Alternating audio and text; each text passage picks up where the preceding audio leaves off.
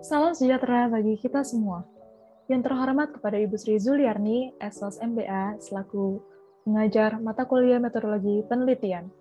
Pada kesempatan ini, saya akan mempresentasikan proposal penelitian saya dengan judul Online Purchase Intention Produk Impor yang Lokal pada Lazada, Pengaruh Keuntungan, Informasi, dan Resiko. Baik, sebelum melanjutkan, saya akan memperkenalkan diri saya terlebih dahulu.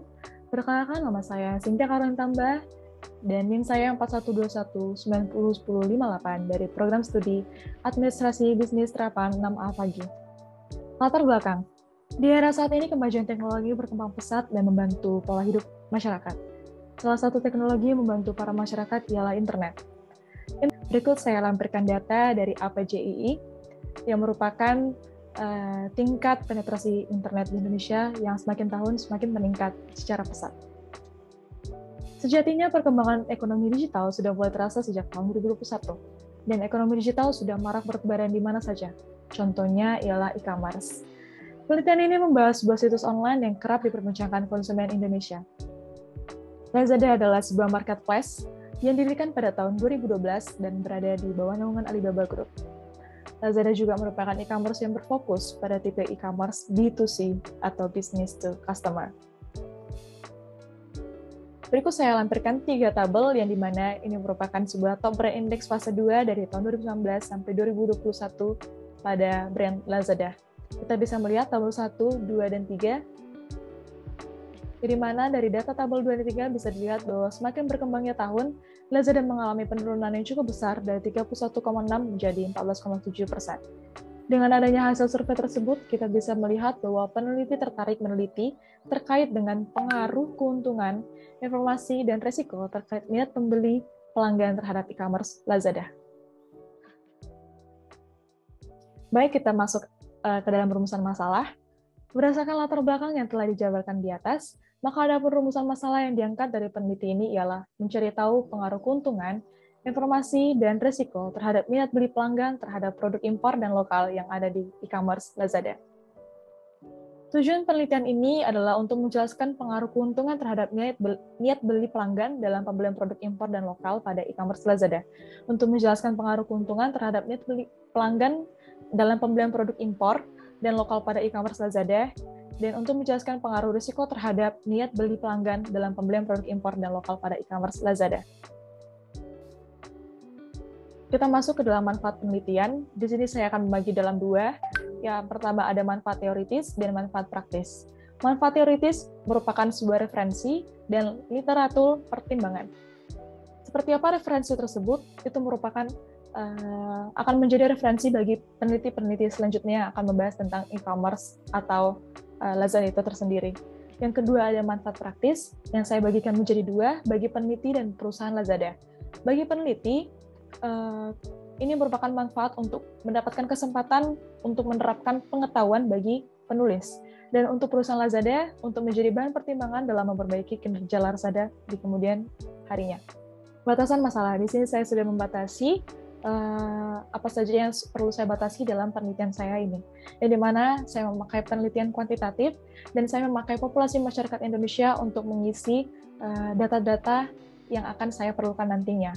Dengan menggunakan teknik probability sampling atau 3-stage stir-fit cluster sampling dengan variabel pengaruh keuntungan X, informasi Z, dan risiko M atau mediasi dan produk impor dan lokal merupakan produk impor Y1 dan lokal merupakan Y2.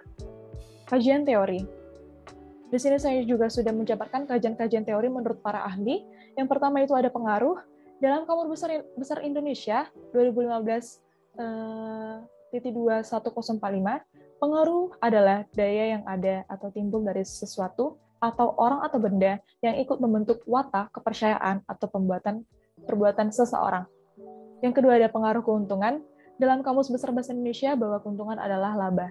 Sedangkan pengertian secara istilah adalah keuntungan yang diperoleh individu, perusahaan atau institusi, dan hasil kebijakan investasi yang telah dilakukan. Ketiga ada informasi. Menurut Anggreni dan Irvani tahun 2017 menjelaskan bahwa informasi adalah kumpulan data atau fakta yang diorganisasi atau diolah dengan cara tertentu sehingga mempunyai arti bagi penerima. Lalu selanjutnya yang keempat ada resiko. Definisi resiko menurut Kamus Besar Bahasa Indonesia atau KBBI adalah akibat yang kurang menyenangkan atau merugikan, membahayakan dari suatu perbuatan atau tindakan. Menurut Arthur J. Cowan, tahun 2000, resiko adalah prospek suatu hasil yang tidak disukai atau operasional sebagai deviasi standar. Lalu kelima ada impor. Secara sederhana, pengertian impor adalah tindakan membawa barang dari luar negeri yang disebut juga daerah pabean ke dalam wilayah Indonesia atau daerah pabean. Ini merupakan kutipan dari Andre Ferianto tahun 2015. Lokal adalah menurut Sudaryatmo, memang belum ada pengertian yang jelas dari kata produk lokal. Namun setidaknya ada 4 acuan yang bisa digunakan untuk mengkategorikan sebuah produk merupakan produk lokal atau bukan.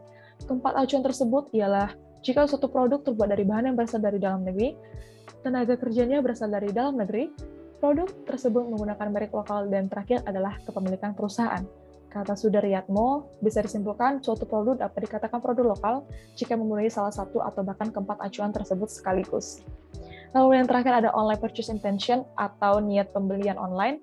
Dari Kotler dan Keller tahun 2012, purchase intention merupakan bentuk atau perilaku konsumen setelah menerima rangsangan produk yang dilihatnya, lalu muncul keinginan untuk membeli dan memilikinya. Lalu selanjutnya ada kajian literatur. Menurut Afifuddin tahun 2012, kajian literatur merupakan alat yang penting sebagai context review karena literatur sangat berguna dan sangat membantu dalam memberikan konteks dan arti dalam penulisan yang sedang dilakukan. Seperti contoh di sini, saya sudah membuat kajian literatur dari tiga jurnal. Selanjutnya di sini saya telah membuat pengembangan hipotesis. Yang pertama ada kerangka pemikiran. Kerangka pemikiran di sini saya membuat dari keuntungan yang X akan menuju ke informasi konsumen yaitu Z dan akan menuju ke minat beli produk lokal yaitu Y1 dan akan menuju dari informasi konsumen Z akan menuju lagi kepada minat beli produk impor yaitu Y2. Lalu selanjutnya dari keuntungan akan menuju kepada minat beli produk lokal dan selanjutnya keuntungan akan menunjukkan kepada minat beli produk impor yaitu Y2 dan di sini resiko akan menunjukkan kepada minat beli produk lokal yaitu Y1 dan di sini risiko juga akan menunjukkan kepada minat beli produk impor Y2 dan risiko adalah sebagai mediasi dari 4 variabel tersebut. Metode penelitian. Di sini saya memakai metode kuantitatif dengan bentuk survei atau kuesioner dan alat aplikasinya adalah Google Form dengan kuesioner dengan 7 skala Likert. Di sini operational variable dan pengukurannya.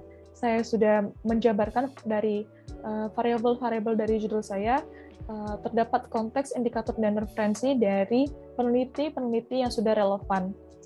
Jenis data yang saya gunakan adalah penelitian kuantitatif, yang merupakan variabel bebasnya atau independennya adalah pengaruh keuntungan, dan variabel terikatnya dependen adalah niat beli impor dan lokal, dan variabel mediasinya adalah risiko yang dirasakan, dan variabel interveningnya adalah informasi konsumen. Sumber data. Data primer yang saya gunakan adalah contohnya seperti penggunaan platform yang aktif selama kurang dari 30 hari, kuesioner akan menggunakan Google Form sebagai alat digital yang akan disebarkan kepada konsumen yang akan dijadikan sampel untuk penelitian.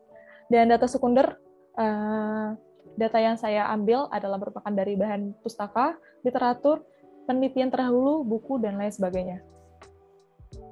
Instrumen penelitian. Instrumen penelitian di sini saya memakai dengan kuesioner dengan skala Likert 7 poin, dapat meminimalisir kesalahan pengukuran dan lebih presisi.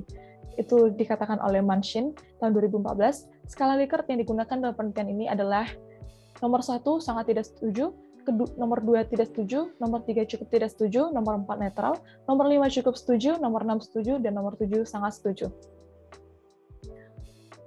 Waktu, lokasi, dan objek penelitian, saya memakai waktu 30 hari, dan lokasi peneliti di Batam, dan objek penelitian adalah masyarakat Indonesia, dan memakai sistem kuesioner. Dengan memakai teknik penetapan jumlah sampel merupakan teknik Slovin yang dimana saya sudah menghitung dari jumlah populasi, dan saya mendapatkan 99,99 yang saya bulatkan menjadi 100, yang dimana saya harus mencari 100 responden untuk penelitian data saya nantinya. Teknik penarikan sampel. Sampel teknik probability sampling atau three-stage stratified cluster sampling. Yang pertama adalah konsumen belanja online di situs Lazada berusia 18 tahun sampai 65 tahun ke atas dan berdomisili di Indonesia. Yang nomor 2 adalah konsumen belanja online di situs Lazada dinyatakan konsumen aktif jika menggunakan situs dalam kurun waktu 30 hari.